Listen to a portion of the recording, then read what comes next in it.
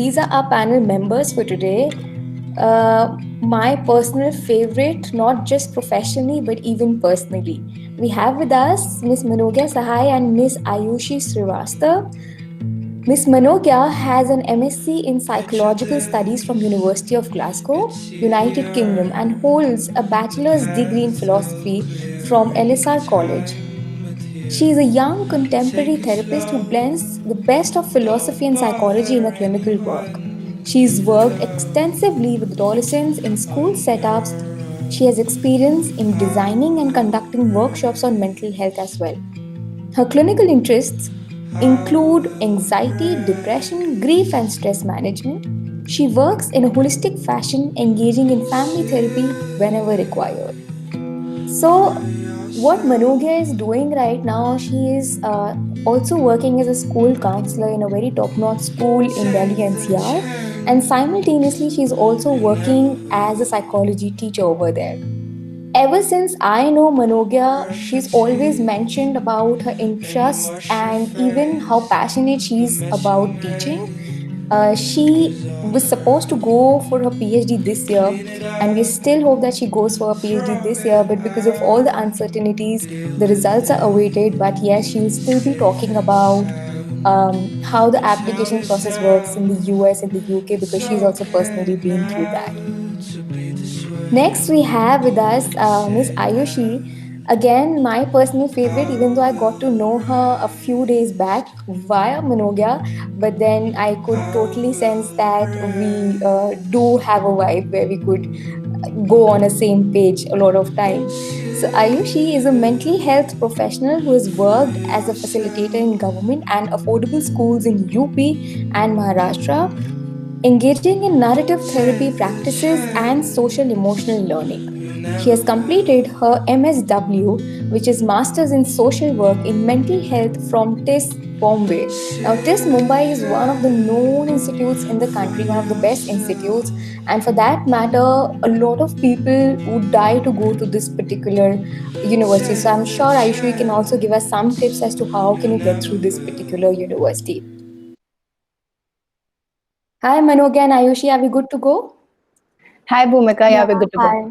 Hi, Hello. Bhumika. Okay, Hi, so Manojit. I forgot to tell everyone that since we've kept the name of the webinar series, like we've kept a tagline that meet the coolest teacher, so they had a certain entry. Could you please do that Oh for us? yes. Oh yes. Oh, yeah, Hi, of course, everyone. we will.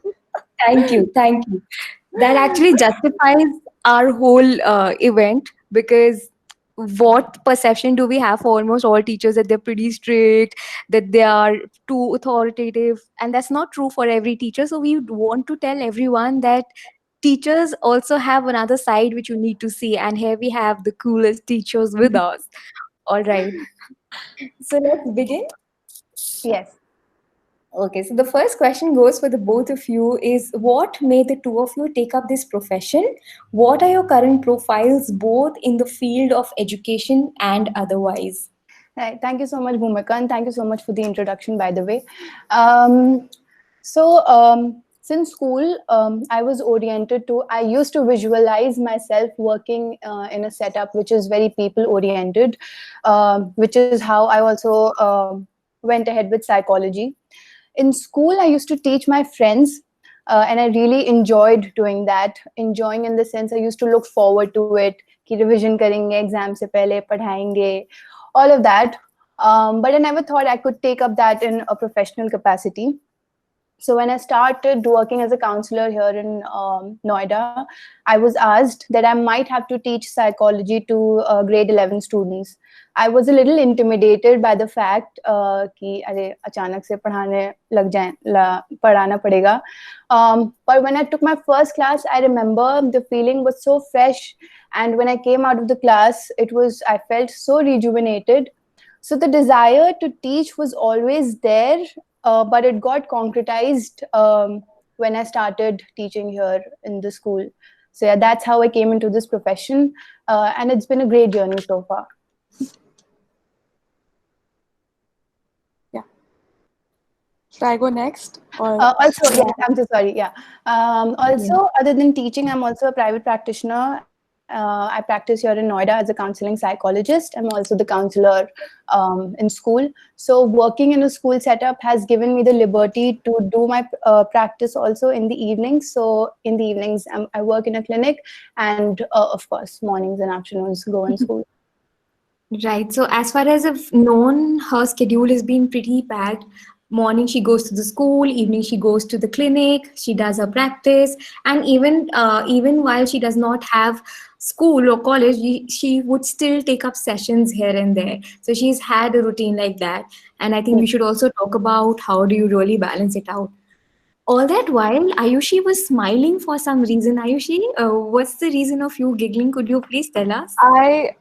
Because Manogia was just recording her entire story, and I've seen her in school being this person to whom people would go to for their like exam revisions, and Manogia would be surrounded by 3 books, 3 people. So yeah, that was just a refresher of memory, and I was too overwhelmed. Okay. It's a surprise element for all of you today that Manogya and Ayushi are from the same school. So Yes. now the instances or the kissas you will be hearing from them, just be ready for that in the next question. And before that, we'd ask Ayushi to also introduce Yeah. herself, why she took up this profession. Yeah. So, hi everyone. So for me, I think my story is quite different from Manoget, at least in one aspect that even though I enjoyed teaching or understanding of what education is, to the point where my favorite game as a child and in fact teenager was school, where I would pretend to be a teacher and then teach my own cousins and friends. And this was something also that teaching other friends or peers in class. But every time anyone would pick this point up, oh, you're meant for education, or this is the sector that should go in, I was completely averted to the idea only because of the stereotype that even Bhumika mentioned initially that exists about teachers, that are seedhe grease ki sari, big frames. That is what teachers are. So I was completely averse to that idea. But yeah, again, I knew that this people oriented or something that relates to helping people is where I see myself working. And then I started working with NGOs, and that is when I came across something like alternative pedagogy or alternative education, where I found out कि अच्छा सिर्फ uncool नहीं, cool ways भी होते हैं of educating, where I would engage in education or learning only through play-based pedagogy or creative methods. And then consequently social work happened, because that is again people oriented and helping people. That is what I wanted to do. And I just realized like how deeply social work is rooted in education. And that is how I came to start with facilitation and facilitating different aspects of humanitarian concepts.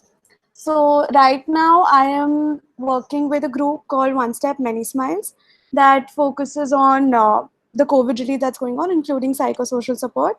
And before this, I was a social emotional learning facilitator in government schools in Bombay. And I also work as a graphic artist. Yeah, that's what I'm currently doing. Right. So while in fact I was just scrolling through her Insta page today, I noticed that she's an amazing artist, which she never boasted about actually, which she should act. I think if towards the end we get some time, we'll definitely showcase her profile to everyone. Yeah. All right.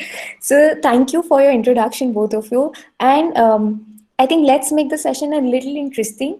Before we jump into how do we go about choosing our formal and informal routes, let's rather go back to your school days, guys, and tell us about your teachers. How has your experience been with your respective teachers? I think let's begin from your childhood days. Is that okay?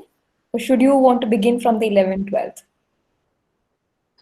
I think Aishi and I were discussing about how we're going to proceed in this session, and we were just discussing about how specific teachers, played different kinds of roles and left a different kind of impact on us. And we found that similar teachers left similar impact on both of us.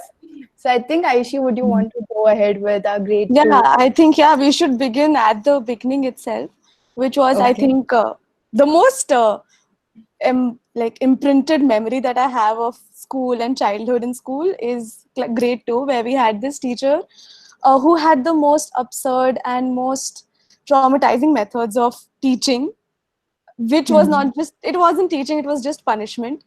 And both Manoge and I, we have been a victim of that.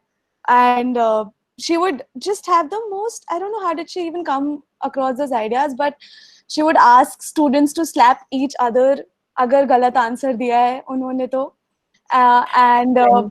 So worst is you'd want the person in the class that you did not like कि ये तो गलत answer they he. Yeah.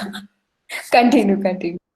yeah. So and I remember कि though at grade 2 level they would ask, I mean she would ask us to sit next to the dustbin if we forgot something as small as a notebook that day, and the entire day आप बैठे हैं dustbin के side में, and everyone passing in the corridor is looking at you, giving you looks, and you like the entire day for someone as small as, I don't know, 8 years old, we are just bagged with humiliation. And now that we look back, I think we did not deserve that as children. I'm sure Manogya would have more instances to add to it. Yeah, I think whenever we used to the slapping bit was she used to ask questions from us, and for example, if I gave the wrong answer, I had to stand, and Aishi gave the wrong answer, she had to stand. XYZ students also gave wrong answers, they had to stand, and a student gave the right answer, and that student, because she gave the right answer, had to slap everyone who gave the wrong answer. So this was so problematic in multiple ways now when we think of it in retrospect. Too much. Yeah, and Mhm. if we also bring it to a very personal level, we realize that how a teacher can leave an impact on your on your self-worth, on your self-confidence, that Yeah. you are literally not worthy of being anything only because you're not able to answer a particular question or not able to score marks. Which is why when I have started teaching, I always keep in mind that, okay, if you're not scoring marks does not mean you do not have interest in the subject or you cannot pursue the subject in future. Since like we're talking about the better side of teaching now, we want to talk about our grade 11 and 12 teachers who were actually educationists in the true sense. Like Mhm. for them, they were not just teachers coming into the class, opening the book, completing the syllabus, and then going away. They were much beyond that. They were our mentors. उनके साथ एक personal relationship establish हो चुका था, ठीक है? Which is why we were able to see them much beyond as teachers, as just professionals who are thorough with their subject matter. So I think, yeah, I think that's about how our school life was, and it's very important to Yeah. understand that the other than our parents, sorry Aishi, other than our parents, teachers are next in line, or I think at par when you are in your early years of school, who play much more role in shaping who you are going to be as a person when you turn old. That's a psychologist speaking right now. Yeah, that is. Yeah, right. I usually so from what I hear from Manogya that if we take you back to your childhood days, you remember being taunted, you remember having traumatic instances as far as one of the subject teachers are concerned, and the same thing had changed for all of you in class 11th and 12th. So what is your experience with those teachers in class 11th and 12th? How do you think that they really changed your personality? Um, yeah, I think again, the only teachers I care to remember are the ones that I had mostly in my senior school because of the care that they showed towards us as students. I think the biggest difference that they displayed is that they started seeing us as humans and not just as few 40 students who come to their class to sit in a class and learn the subject matter and go back. In fact, they were interested in each student and saw each student as an individual, understanding the needs and strengths each one of us had, and engaging with us beyond subject matter. Because I remember one of our teachers whom we are still very close to 6 years after the school as well. She spent an entire class with us just talking about how passionate she was about political science, And entire 45 minutes period, she just talked about how important the subject matter is, how she imagines the future can be a bet like a world can be a better place if we start focusing on political science and administration. And all of us by the end of that class were just mesmerized. In fact, one of the reasons why I engage in understanding what social work is, or what aspects of social justice are, is because of the kind of impact those teachers had on me. So certainly teachers that are supportive and are genuine, authentic, and not just want to maintain a relationship of authority with you are the ones that shape you tremendously. Right, that's 100% right. And I right now they're not telling us everything, because I remember back in a mock session they almost like blotted out everything, that the kind of instances that they had to go through. So yes, and from today, I think one crux that we can definitely form, the summary that we can form out of it, that yes, it definitely has an impact on your personality, on your overall well-being, because half of the time you're spending in school, if you see so. But उसके अलावा एक बहुत छोटी चीज़ है जो I am sure हर कोई miss out कर देता है, कि आपको वो सब्जेक्ट्स भी बहुत डीपली पसंद आना शुरू हो जाते हैं. लाइक मनोज्ञा एंड आयुषी के केस में they started loving history. I remember I had a teacher, because of her I started loving business studies like anything. Like I thought I always wanted to get into business just because of her. So, yes, so taking from that, could you please tell us, because now this whole negative and positive side of teaching is coming from the teacher, so why not the two of you tell us what is the kind of personality do you think should a teacher have, or what is your perspective on teaching? तुम दोनों के हिसाब से कैसा एक teacher होना चाहिए? So if you could just throw light on that.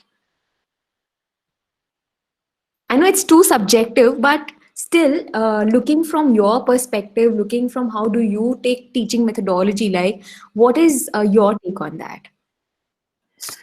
I think I won't be able to talk about what kind of personality a teacher should have, but there are certain traits which I feel a teacher should possess. The first one being extremely empathetic. I understand empathy is something which has to be practiced. It's not something you're born with. So yes, empathy, being non-judgmental, and again, when I say non-judgmental, in the real sense. That includes favoritism, which again a lot of teachers indulge in, and also targeting certain students, which again a lot of teachers indulge in. So again, being non-judgmental and just not seeing yourself as an authority figure, again, as Ayushi mentioned. If you bring yourself to the level of students, of course, every person has their USP, that the person they are. And once you are entering that profession, once you're entering the classroom, you shouldn't leave that behind. You should get that to the class, because only when you will be yourself, you will give the students that space to be themselves. So jab wo authenticity or wo genuineness aa jati hai classroom mein, that's when learning happens. So I think yeah, being genuine, empathetic, and non-judgmental, and giving the students the space to be themselves, just be, is what I think a teacher should practice, in my opinion so far, and my experience. No, that's very important. I think authenticity, and unless you come to the student's level, you don't come to the child's level, you don't come to the adolescent's level, it gets very difficult for you to even make a rapport in the first place. Forget the teaching journey, forget Exactly. the learning. Mhm. The rapport in itself becomes very, very difficult. So, Ayushi, what's your take on that? Really nice point, Manogya. Thank you. Ayushi, Thank what's your take Yeah, on that? I mean, I certainly resonate with all that Manogya shared. And adding on to that, I think another practice that teachers like should incorporate is being affirmative in the ways that they practice their teaching, and affirm and validate students' experience and their knowledge or their understanding. And one thing that has helped me, so when we talk about non-formal education, one of the more important discourses are that you just take 50% of the curriculum to the classroom. The other 50% is brought by the students themselves. So understanding that learning is a constructive process, that it's a process. So it's today I am at point A, so I can certainly reach to point B tomorrow if I keep engaging in my skill and developing my skill both as a teacher and as a learner. And for me, then teaching or just the act of exchanging knowledge, it becomes a larger discourse of disseminating knowledge. And that is why I think I got into this profession, because when we talk about any sort of problem that is right now prevalent in the society, we can always trace it back to one dialogue that we hear कि अच्छा education नहीं है या awareness नहीं है या information नहीं है इस topic के बारे में. So education is actually a very large umbrella जिसमें a lot of things like come in, and to make sure that you're just not focused on a very tunnel vision of what education or what learning is. We have to expand how we see education and reform it from the ways that it historically has been, which is just a very British colonial way of teaching. Yeah. Right, that does make a lot of sense. And how, according to the two of you, yes, education structure, places where education is being provided are structured to quite an extent.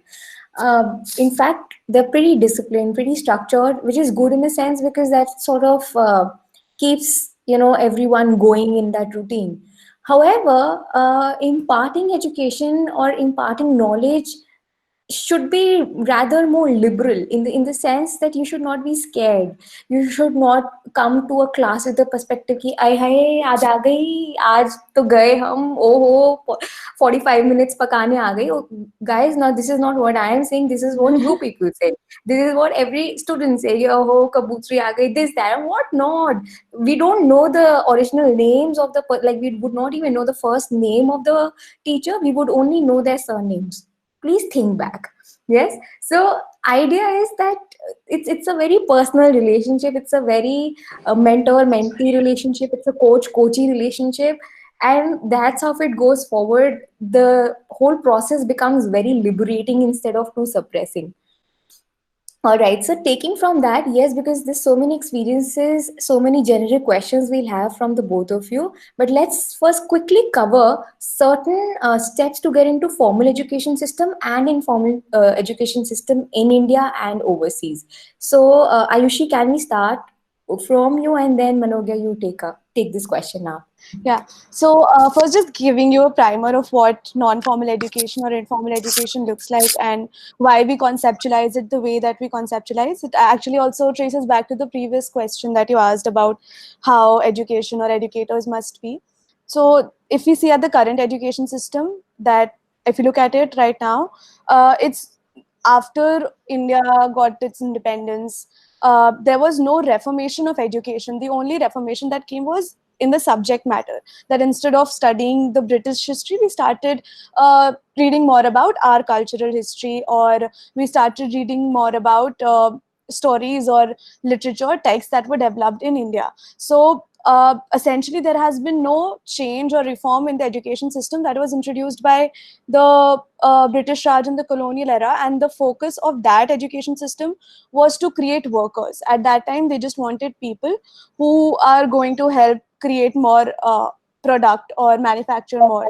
But right now, if we look at our lives, we engage in the world with ways more than one, and certainly with ways more than what we are professionally. So when we go to a school, we go there not just to engage academically, but we grow in all ways. Like the majority part of our childhood, the larger chunk goes into our school hours, and we make all our important relationships, friendships in school, all social relationships, emotional understanding, that all gets built in school. So while formal education mostly focuses on academic learning and academic building or developing the individual cognitively, intellectually, non-formal education system also talks about how there should be holistic education and holistic development of the student, because so that the human person is at the center. Now coming to how do we get into non-formal education, there are multiple ways, because we're engaging in different alternative pedagogies. So in my experience, I have engaged in theater-based pedagogies, sports-based, play-based, art-based methodologies to educate or facilitate learning. And there are also ways now, like WHO itself, they've recommended a whole school approach model, which incorporates even academic subjects as thick as maths to be taught in a way that facilitates not just a person's cognitive development, but their social emotional development as well. So there are frameworks and structures that exist. Within India, certainly we can look at fellowships that are accessible, like the Teach for India Fellowship, Kevalia Fellowship, Gandhi Fellowship, Young India Fellowship by Ashoka University. So these are different fellowships that put you on field and you're learning while implementing student-centered pedagogies and practices in the classroom. Another way to approach education in India is the Jiddu school system, which is a globally identified and revered system of alternative education, where they focus on your holistic development. They just, again, see your whole development, and they do not ask for something as specific as an MEd or an BEd. The entire point of their school is that you should be passionate and competent in your understanding of that subject, and you can come and teach a class specifically focusing on creative methods that are able to be adopted by children. So incorporating different learning styles that are visual, that are auditory, that are even kinesthetic in ways. So Jiddu school systems also have their own training systems, that teacher training courses that you can apply to. Then certainly going into liberal arts, or for me it was social work, and even for a lot of people it is psychology, because these things essentially tie you up with the center of what human development should be, and that is how now people are reimagining education. So yeah, this is largely what non-formal education is. Yeah. That's an amazing perspective that you added, Ayushi. And as we just, the reason that we are, putting up this session today is because of the fact that ever since we've known teaching, I mean, that's one thing that we've seen in our school setups, or maximum, yes, we have seen that in our UG setups, where like wherever we go to attend our colleges. So what happens is that we always have a very restrictive idea about restricted and a very limited idea about how teaching can be done. So please understand that it's not just the formal way where you can enter the setup. There's also a very informal way, and even very interesting for that matter, a way where you can still enter education setup and take up teaching. You can even go ahead with taking training and development kind of a thing, which is again pretty much related to teaching. Yes, it's different. So we also have people like who are taking up yoga teaching. It's so prevalent nowadays. Why not? There are people who are going ahead and talking, and in fact, like a lot of social workers, they do a lot of advocacy. So they can teach you on hygiene, sanitary needs, this, that. So that's also one part of teaching, if you see so. Then yes, there are a lot of teaching training programs. There are also different ways. Let's say I don't want to get into teaching, I like teaching and I can tell how teaching should be done. We can also become a teacher's trainer. We can also go ahead and design curriculums for the schools, for the classes, that how should a class look like, how should a school setup really look like. But all of this will not we won't be able to apply all of this unless we also have a basic knowledge of teaching, and that's why all of this can be correlated. Yes, so there are a lot of people who are into social setups, NGOs, they're going there and teaching because that's what their passion is all about. So it's not restricted to just one formal education system. However, since a lot of you want to also know what formal education system looks like, so Manogya will definitely throw a lot of light on how to go to school setup, how to go to college, university setup, both India and overseas. Right. Okay, so I'll start with pre-primary and then we'll just go up the ladder. For if someone who's very absolutely clear that they want to get into the teaching, but I want to work with young kids, they can do a 4-year BLEd program that's offered by a lot of universities, including the Delhi University. I'm just sorry. So, for everyone who is just listening to this, if you have something to note it down, please do jot all of this down because that's a lot of information is coming here. So, please ensure that you're penning it down somewhere. Yes. So for pre-primary, you could do a BLEd program. That's a 4-year program, which is called Bachelor's in Elementary Education. That can be done right after class 11th and 12th.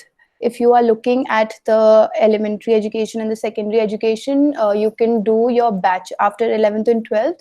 You can do your bachelor's, and then you need to do BEd, which is a 2-year program. So in that, you choose a subject, which then becomes your subject, which you teach in schools. If you want to teach higher classes, grade 11th and 12th, you could also probably go ahead with bachelor's, then master's, and then a BEd, right? So you become a postgraduate teacher that way. So this was about school. If you wish to teach in universities, you do a bachelor's, you do your master's. So master's is the minimum eligibility criteria to appear for the UGC NET.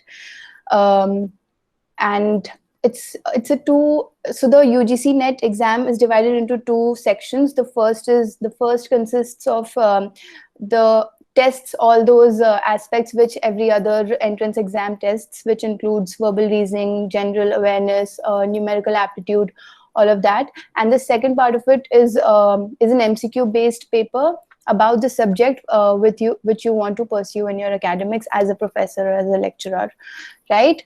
Through UGC NET, if you have your masters, you can either apply for assistant professorship or joint research fellowship. So JRF is so if you get, so the seats for JRF are very limited, and hence the competition is also very strong. But if you crack JRF, you can pursue your PhD side by side, and you also get a stipend for it, which is about 30,000 per month, which is actually very good for a PhD scholar. So yeah, that way. And also, if you are an MPhil student, you need not give interviews or entrances if you have cracked the JRF. And for PhD also, although very less universities, but again, some universities do exempt you from giving interviews or entrances if you have cracked the JRF. That was for India. For someone who's planning to go abroad, firstly, I would suggest that undergraduate education in India is extremely good. So try to weigh out your checks and balances that way and maybe pursue your undergraduation from India. And for your masters, the basic structure is you have to write an SOP. If you're going to the States, you have to write essays also, but you need to have your letter of recommendations, your SOPs, that's called statement of purpose, your essays, maybe if you have research papers, that's a bonus, and some work experience, right? So this is what you ideally need. And you also need to give English tests, which are a requirement since our English is not our first language. So you apply that way for masters. For PhD, the basic system that's followed in almost all the countries are you need to approach someone from a particular university whose research interests matches with yours. You tell them what do you intend to research as part of your PhD. If they agree, then you formally apply on the university portal. This is for UK, Australia, and also for New Zealand, also for some universities. For the US, you need not contact a potential supervisor beforehand. You just straight away apply to the university's portal, and if they see that your research proposal is good enough to be accepted, then you're accepted, and then you approach the potential supervisor later on. So it's the other way around in the US. Right. And could you also throw some light on the scholarships bit? Because I feel personally and professionally that a lot of students will not be able to afford, and even if they do, they would not want to sort of put that pressure on the family. So what do you think about the funded courses? Can you throw some light on that bit? Right. So for the UK, since I have done my master's from the UK, I can tell you that a lot, since India is again a Commonwealth country, a lot of fully funded scholarships are available, like the Charles Wallace Trust, the Commonwealth Scholarship, Great Scholarship. all of these. So you can apply, you can go onto the British Council's website and you can find all the scholarships that are available specifically for Indian students offered by the British government in association with British Council. That's that. For PhD, I would say UK, if your PhD will only be funded if your supervisor has the grants to fund your study, right? So that's a little dicey when it comes to pursuing PhD in the UK. US, if you get an offer for PhD, your PhD is funded. You also get monthly stipends, and you also get teaching allowance, teaching assistantship allowance. So yeah, you need to weigh out which suits you, since you need not take that kind of financial burden.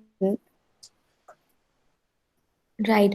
I think that does cover pretty much of what a formal education system needs in terms of qualifications, in terms of professional setup, where all you need to go. So thank you for just giving us all of that information that I'm sure will be very helpful for people who are aspiring to get into teaching or even go ahead as a lecturer. Ayushi, I have a question for you. What are the different ways do you think, or okay, yeah, Ayushi, what do you think are the different ways, as you mentioned sports, as you mentioned art? So, what are the different ways that one can go ahead with in the teaching environment? Should I just stick to a book and read and just complete my syllabus and come out? And because that's what we've seen in Indian education system mostly. So, how much do you think is that beneficial or not? Again, talking from my experience, like yeah, textbook knowledge and textbook approach is good for the matters of textbook, but the most formative years of our life are spent in school. And even though all curriculums that are built, they talk about how things like development or holistic development need to be centered, but it is usually diluted to something like a chota sa 40-minute ka moral science class. And then as you grow up and look back, or ab hum baat karte hain about life skills, we look back and see ki acha, there's nothing down the road that we really picked up, which was focused on grooming us that way. So approaches, so there are multiple, considering not just the methodology you use, but even the tools that you use in education. So how are these two different is, if say Manogya is teaching in her classroom and she knows that there are 30 odd students in the classroom, certainly all 30 of them would not have the same learning style. So how do you, even in a subject as academic as psychology, where you need to focus on theory, where you need to understand what the underpinnings of practice are, so how do you use systems that are visual? So say PPTs. How do you use systems that are auditory? So something like a video. How do you use application based methods, or how do you use reflection, like asking students to share examples or share what they've seen around them and relate it back to how whatever is being taught in theory in the classroom. So alternative pedagogy not only extends to different components of your life, social, emotional, ethical, political, that you engage in, but also how academic subjects can be taught in a more human-centered manner. And yeah, it is certainly possible. I mean, when we talk about कि नहीं class में certainly teacher हमको डांटती है कि एक certain way में बैठना है, because you need to be disciplined, because you need to like understand कि आप किस environment में हो and things like that. But when you see the same set of students playing a match or being on a sports field, there is automatic discipline, there is automatically self-management that kicks in when you understand that you have to self-regulate, because that is going to help you. तो ये सब चीजें reflection and engaging with self से ही आती हैं. When we talk about social emotional learning, we engage in concepts like self-awareness, self-management, relationship skills, decision making, understanding social awareness, and all of these things are right now, if you even at personal level or even at the society's level, that we see कि हम इन्हीं सब मुद्दों में ज़्यादा stress या ज़्यादा tension आती है, and things हमारे development और हमारे self esteem पे this is something that impacts more. तो thing. So when we talk about different methods that exist, चाहे वो play based pedagogy है, art based pedagogy है, things like team spirit, motivation, focusing, all of this automatically comes through experiential learning, which is inclusive of creative and play based models of education.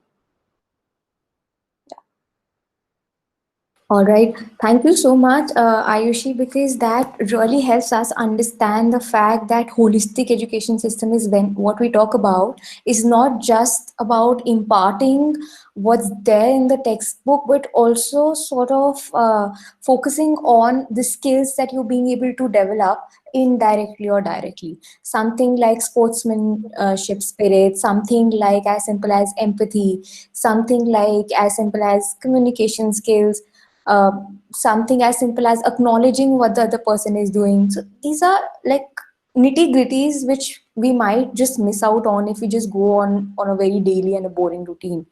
However, having said that, when the classroom is pretty structured around कि syllabus खत्म करना है, when the classroom or any for that matter institute is structured around कि okay जल्दी से निपटाना है course, उस केस में आप अपना इनोवेशन, अपनी क्रिएटिविटी किस एक्सटेंट तक ला सकते हो एंड कैसे बैलेंस आउट करते हो, something I want to ask Manogya, because I'm sure a lot of teachers would face that problem.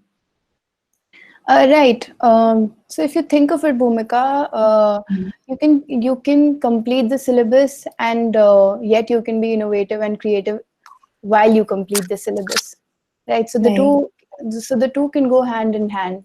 So let's say I'm teaching the chapter on different kinds of therapies.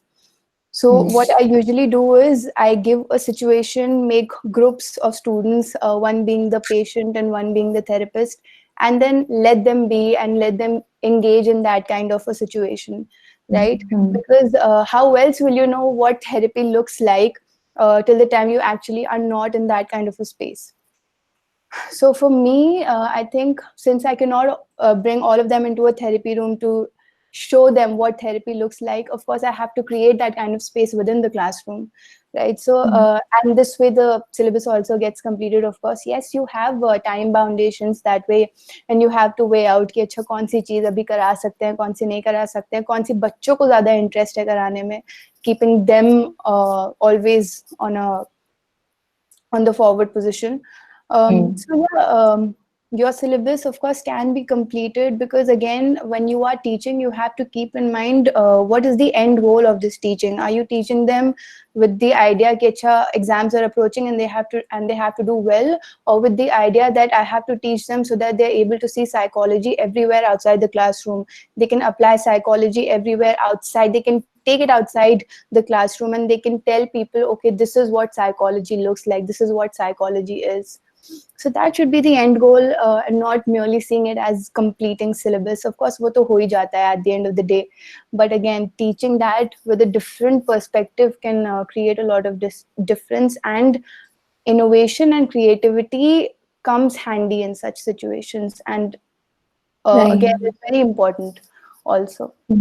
And especially, when you read up or you take up qualifications in courses like DLED, B.Ed, that's what they're actually teaching you there. The fact that how are you being able to make your classes interesting enough?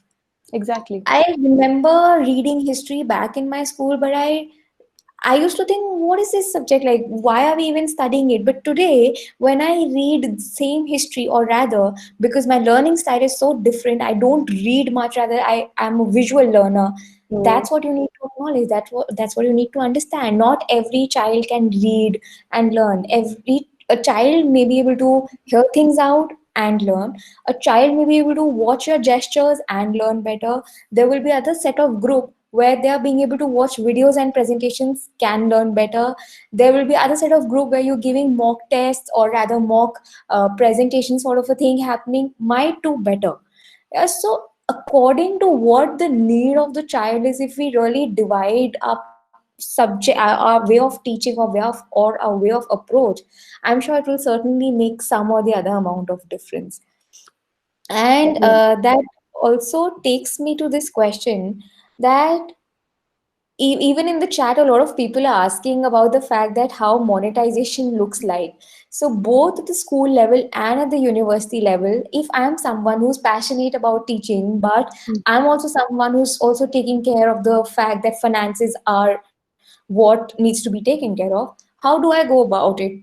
See, there was this perception even when we were in school. We had this perception that teaching is a very low paid profession, right? But now that I have started teaching and I am into this profession, um, especially in the metropolitan cities, to start with, the salary is not at all bad. In fact, I would say it's good enough to start with, right?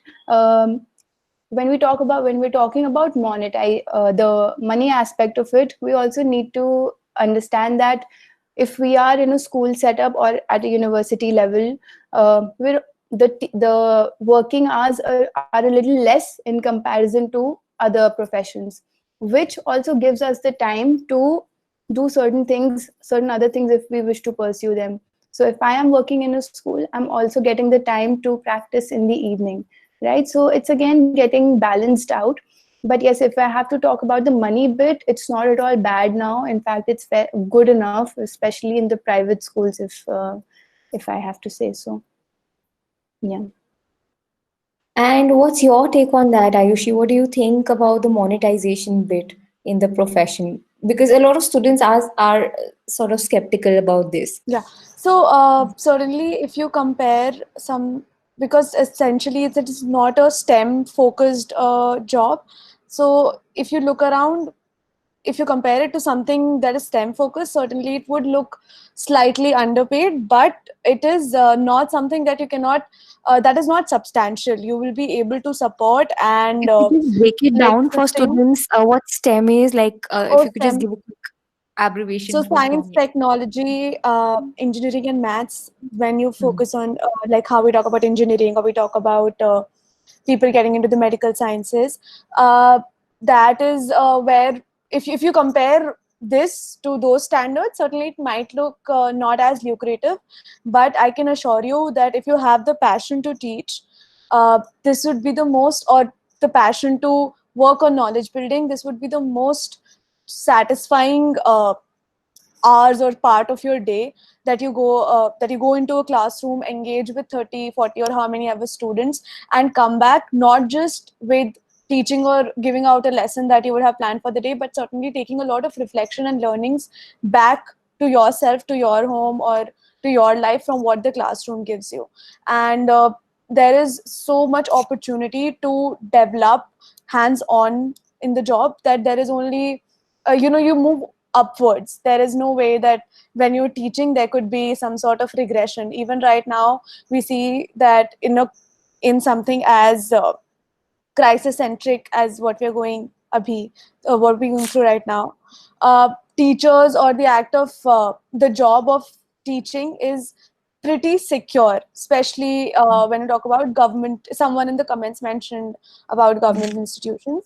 Even in government schools, there is a job security, and also the ease of time and being able to manage different things that this profession gives you. So it is certainly a sustainable and a substantial amount that you earn from education now. Yeah. Right, right. So I think that does adds to the perspective and the myth that has always revolved around that there's no money whatsoever. So yes, I think initially it might take time, but as we talk about every profession, that's how it is. Most of the professions, okay. Even in STEM, for that matter, we see that a lot of engineers are getting barely paid 30,000 initially. So that's also there. So with promotion, with time, with experience, certainly things does get better. However, if you still feel that no, I have a lot of financial burden, I'm the one who's taking care of things independently, then let me tell you that you're not just restricted to teaching, and that's where a very important element of what subject you take up as a teacher, what subject do you study in your bachelor's, in your master's, makes a lot of difference in your overall career graph. So can the two of you tell us, Ayushi will begin this from you, so can the two of you tell us that how your own qualifications and professions have helped you, not just financially, but even with respect to how are you being able to multitask and do other things? Yeah.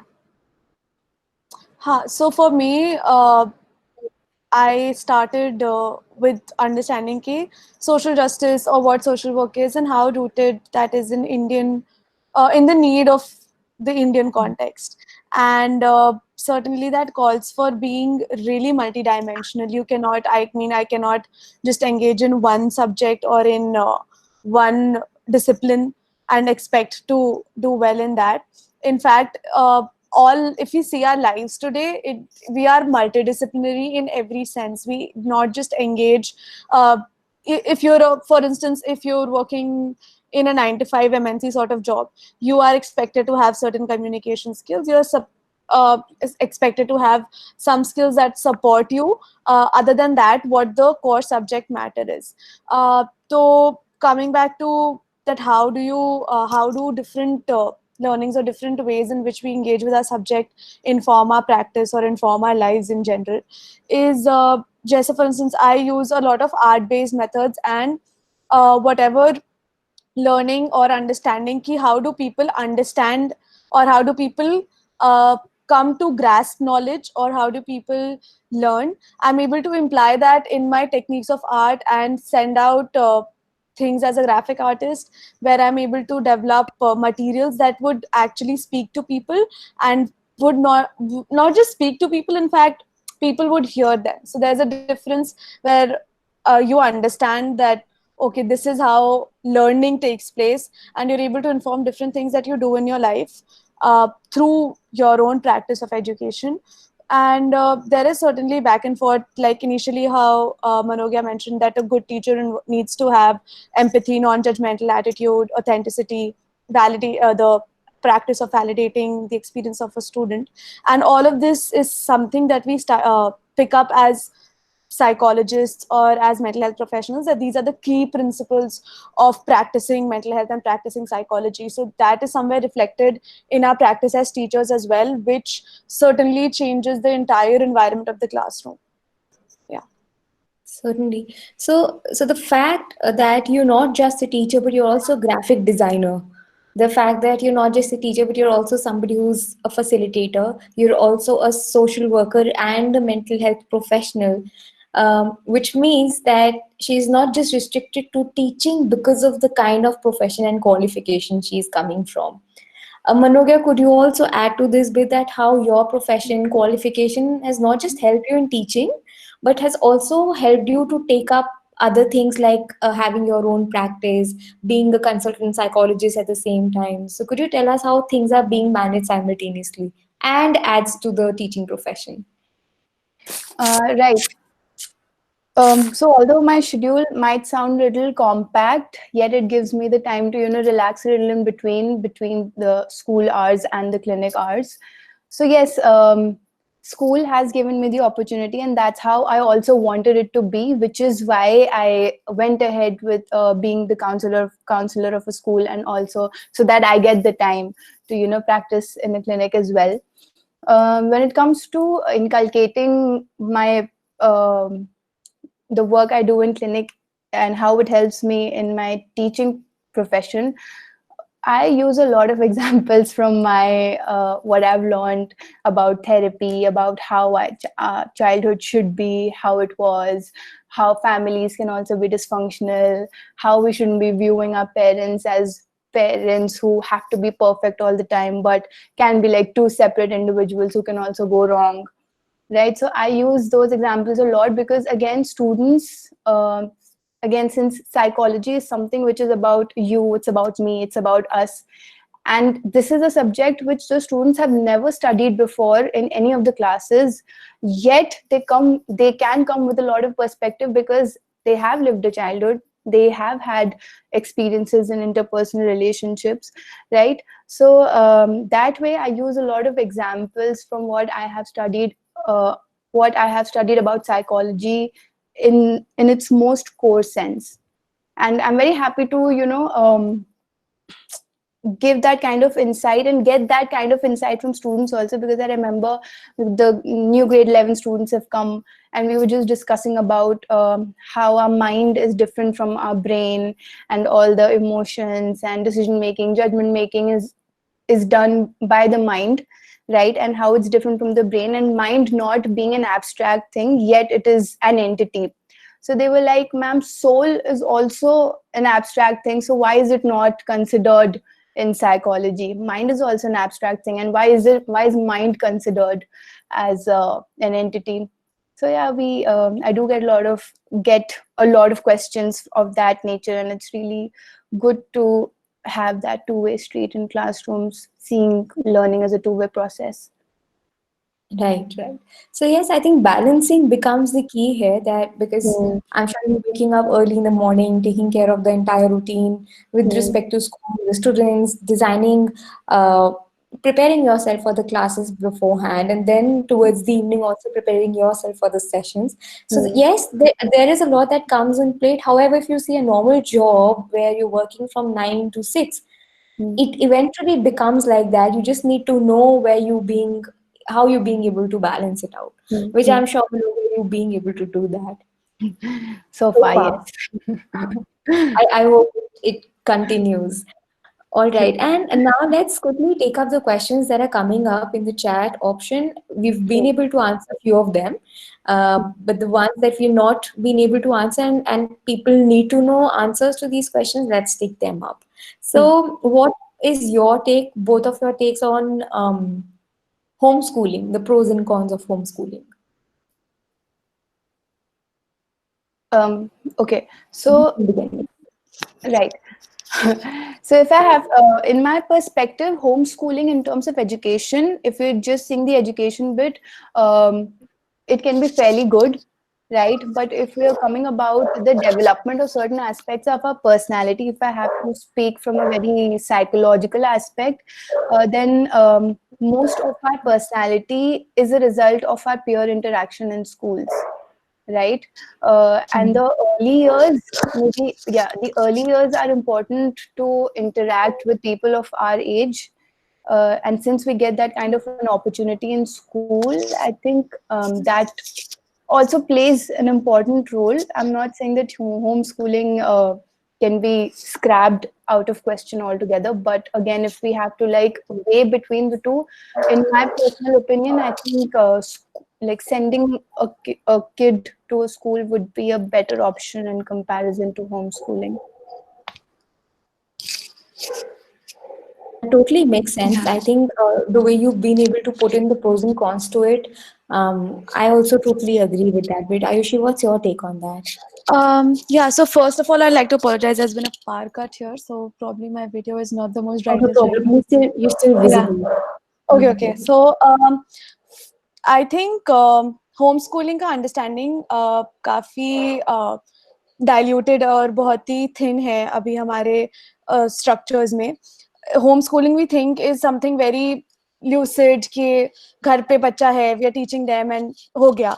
But actually it is a very structured methodology that people practice. Even when I mentioned the Jiddu Krishnamurti school systems, Jiddu Krishnamurti was an Indian philosopher, and most of his practice was understanding how homeschooling or unschooling works. That the traditionally or culturally what we've been taught has actually been counterintuitive to our development. So how do we unlearn those things? So there are 7 different models of homeschooling that exist, and that includes unschooling, Montessori method, classical method, that you can actually see what fits best for you or for the student that is of concern here, and use those models depending upon the context of the child. So I think homeschooling certainly has a lot of pros if you try to understand how the structure works. It is not something कि home है and school है so घर पे पढ़ रहे हैं, but there are very solid frameworks which have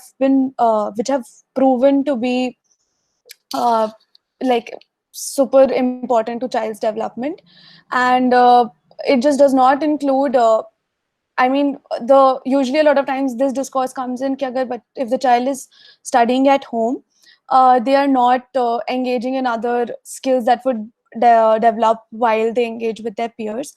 But school system does allow for those skills to develop and for a child to use their time to engage with their peers and not just be limited to the four walls of the school. So if anyone is interested in the homeschooling system, I would request them to look into the different models and see what interests you. There is a lot of scope coming up in homeschooling, not just in India, even globally. Like the K schools, they are across US, UK right now, and it's even professionally, it's a very lucrative way to go. Yeah. Okay, so we do have two completely different perspectives on homeschooling right now. I think both of them, whatever they've said, have put in very good points. Like, be it the pros, be it the cons, they've put in very, very valid points. So I think at the end of the day, you should also know what your end goal is. Basis on your end goal, going for a school setup, proper formal education setup, or going for a homeschooling setup would also make a lot of difference. So yes, as Ayushi also rightly pointed out, that there's a very good amount of holistic development that's happening in the homeschooling. You're learning things starting from cooking to cleaning to, I know people also learn farming, agriculture. So these are the nitty-gritties that you just generally miss out in a school setup. So I think considering what your end goal is very important here. If I want to have a proper qualification or a proper degree where having done a school is mandate, so I think that school becomes important in that case. All right, so we also have a question on NET UGC. So for people who are asking about NET UGC, let's understand the difference. When you take up this exam, you either end up becoming an assistant professor, depending on what cutoff you have, or you end up becoming, or you end up getting a JRF, again basis on the higher cutoff. So you can also look up at the cutoff on the UGC link or the UGC website. Now, if you become an assistant professor, all you don't get is that you don't get a fellowship of the 31,000 that Manogia was talking about initially.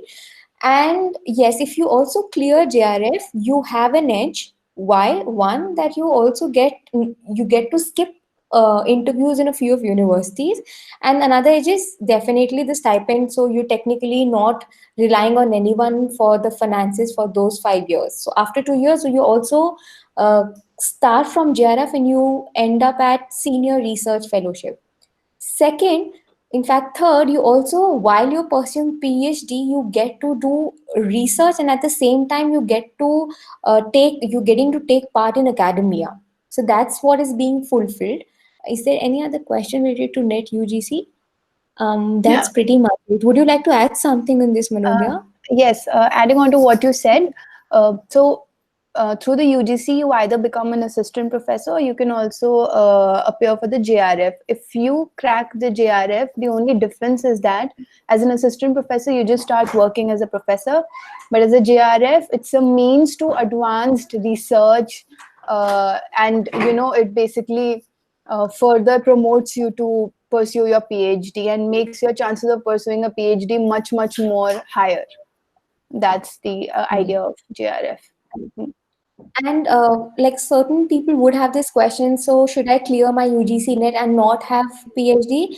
We'd very highly suggest that have a combination of PhD and UGC net if you are aspiring to go at university level and teach, because as per regulations, as per what government is proposing, that highly likely by 2021 it will become mandatory. Even though you'll have a minimum eligibility criteria if you have a UGC net, or if you just have a PhD, yet having a combination of both the things is highly desirable and ideal in the forthcoming scenario. And there's another question which says that, one, if you teach on the school level, so why do a lot of people have to say that why don't you go ahead and teach on the university level? What's your take on that? Like, I'm sure there are differences, but what's your take on that, both of you? So again, it completely depends on what you wish to go ahead with. So for example, I wanted to work as a counselor at a school. Teaching happened, right? So that way it happened for me. But again, I wish to, once I am done with my PhD, I would want to go ahead teaching at university level. So it depends on how you want to prioritize your schedule, the kind of people you want to teach. Are you more comfortable teaching younger students, or are you comfortable teaching students, young adults, or maybe people who are pursuing their PhD or maybe their masters? So again, it all comes down to what are your checklists and what is the kind of audience you wish to teach. So that's a very personal decision, I would say. Hmm. Yeah. But Yeah. certainly, someone has also come up with this question that is it because people on the university level gets paid more? Is it because of that people have that kind of mentality, or is there any other reason to it? See, of course, the salary bit again can become an incentive for many people, and it is an incentive for a lot of us, right? As an assistant professor, you start at a very good salary in comparison to schools, of course, right? So again, whatever you derive your satisfaction from, to be honest, it all comes down to that. What are you deriving your satisfaction from? You just go ahead with that. Makes a lot of sense. Ayushi, you were adding something to it.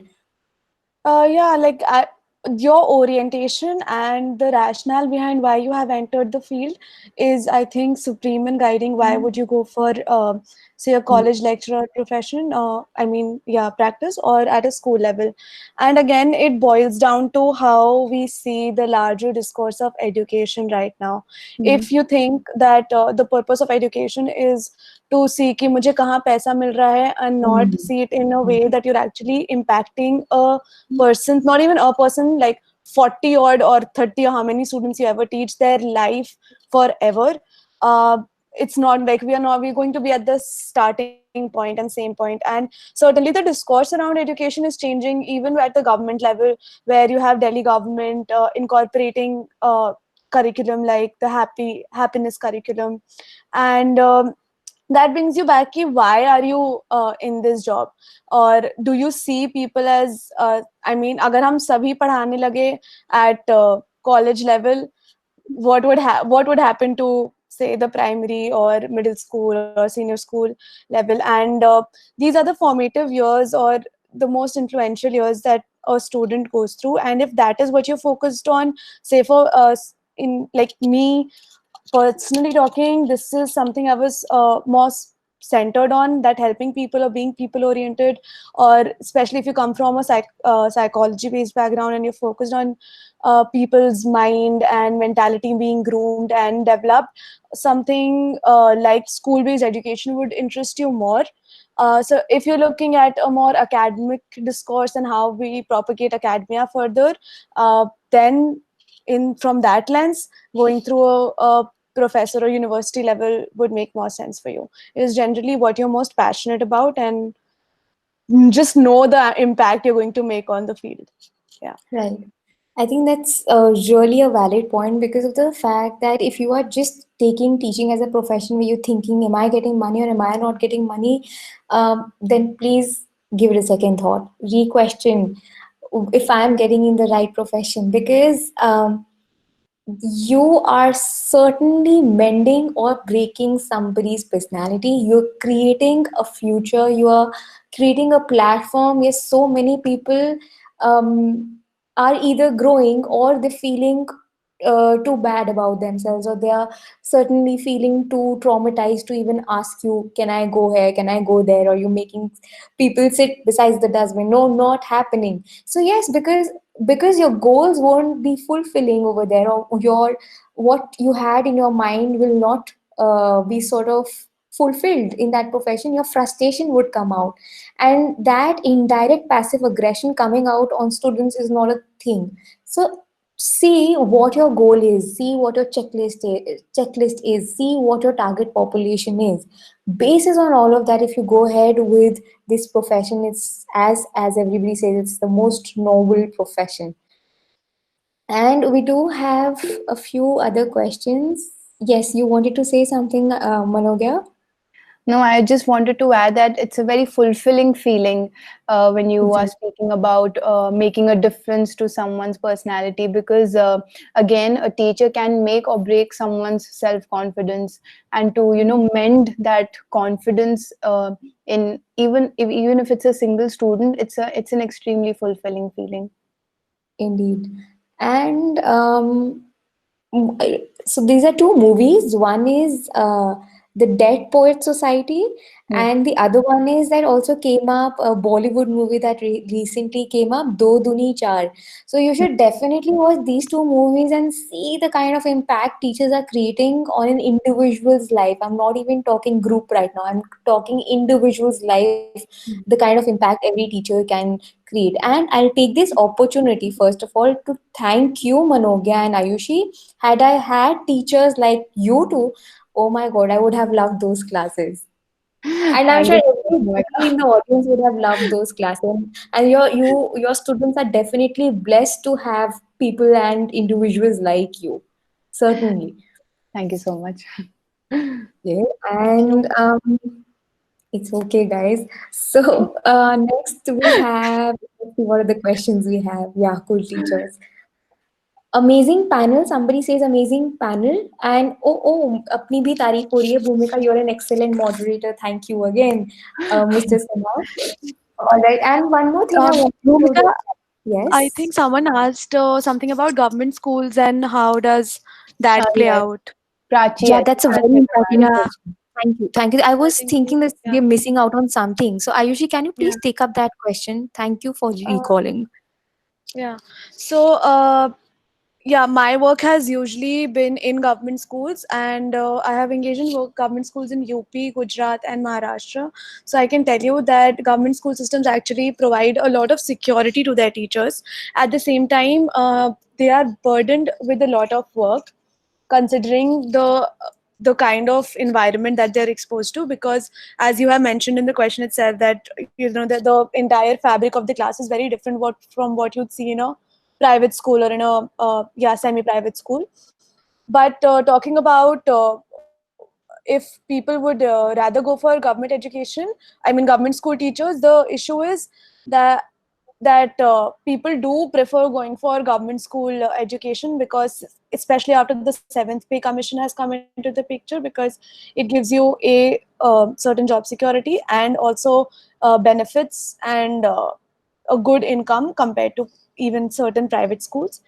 Talking about that government school students have less potential, I don't think they have less potential. It's just the opportunities that they've been provided with, and the social location and social realities they've been exposed to is very different from what most children in a private school are exposed to.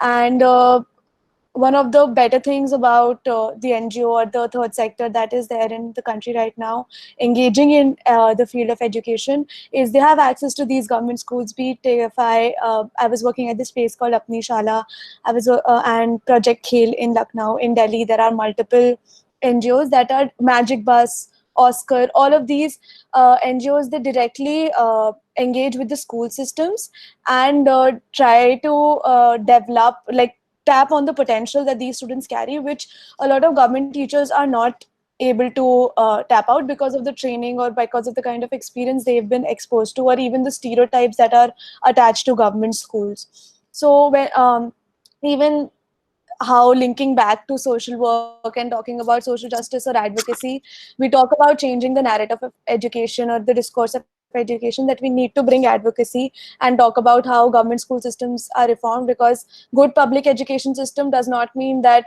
you'll have a good life for those 40 students in the class, but you'll have good 40 citizens in the country who are going to uh, like develop the country or contribute to the development. So a good public education system is not just for the people who are accessing public education system, but for the public itself. So Right. I think the way to go is to enhance our government school systems. Exactly. So, and I believe without any biases, recently what we've seen in Delhi, especially Delhi schools, a lot of government schools, I loved how Atishi put across her ideas, how she reformed the education system, how Mr. Manish Sisodia was also a big part of it, and how Kejriwal government instead did a lot to enhance the entire system, reform the system. So I'm sure government is really coming up with this. So if you also want to follow, you can follow MHRD page on Insta or elsewhere, where you'll also keep getting updates as to how government is really bringing reform systems. So for example, Swayam is one portal that they've introduced lately, where you can take a lot of e-learning courses and or a lot of online courses here and there, because a lot of people don't have access to digital platforms or don't have, let's say, phones, net, etc. So they're also offering programs via TV, radio, so that it's accessible not just to high end or somebody who can just afford to, have these platforms, but also somebody to which these platforms are not accessible. And I think that's a big change and a big reform in our education system. So that's pretty, in fact, something we'll be really happy about. And yes, there are a lot of NGOs, as also how Ayushi just mentioned. And lately, I was attending this webinar series where I got to know about Sachi Saheli, Dr. Surbhi, who's been working a lot on the menstrual hygiene, menstrual care, mental health. So yes, there are a lot of NGOs that are also taking part directly and indirectly in the education system. So one more area. So since we know a lot of systems about CBSE and ICSE, for those of you who also wish to venture into IB schools and Cambridge schools, please check out these two places. Itara, that's in Bangalore, and gives you full-fledged training and education for you to become a teacher on in IB schools and in the other schools, in Cambridge schools, technically or international boards. And there's also one amazing school, in fact, institute, which is International Teachers Training Institute. It's again down south, and they are offering any and every kind of training, be it elementary teacher, primary teacher, nursery teacher training. So a lot of trainings is what they're also providing. And that's where I feel that if teacher also keeps developing herself as an individual, as a person, that also really adds to the value in the class setup, also really adds to the value when they are imparting that sort of education and knowledge. All right, Ayushi and Manoga, both of you can unmute yourselves now. Is there any feedback for us? Any feedback for the session? No, I think I had a wonderful session and it was great interacting with so many people who turned up for this session. So thank you to all of you, and thank you, Bhumika, A few for of your inviting friends us. too. I'm sure they would have loved to add how your school days were. I can see Divya and I can see a few of your friends here. Right. Yes. Yeah, I think we would have a separate panel, separate discussion for the stories that we have from school. जहाँ पे we had teachers who used to ask us to slap ourselves जब गलत answer दिए. और ये बात but yeah, नहीं हो पा रही, मैं देख रही हूँ. That's yeah, I where think, we started the session from, and that's where it is ending. yeah, this is where, yeah, the Yeah. milestones are the same. But yeah, I had a great time. I think really warmed up to this session. Thank you so much, Bhumika, for getting us all here. Yes, thank you so much for sparing your time. And it's so much of insight that you people have added, so much of extra knowledge that you've given in terms of, how education exists beyond formal and informal systems. So I think the reason that we also did this particular webinar with you two is because of the kind of backgrounds you're coming from. And I think that also really helps people to know that irrespective of the fact you're coming from economics background, English background, psychology background, you can make wonders in that field. And since it's a noble profession, so there's so much you can add to it. Ayushi and Manoga, thank you so much. We really hope that there are a lot of teachers who are inspired from you and a lot of students who are also inspired from the two of you. Thank you so much. Thank you. Thank you. Have a very good day. All right, my cool teachers. Bye bye. Take care, and all the best to all the students out there and everybody in the audience who did this. Thank you. Thank you so much, Thank you. everyone, for Thank joining. Thank you. Bye-bye. you. Bye. Bye. Bye.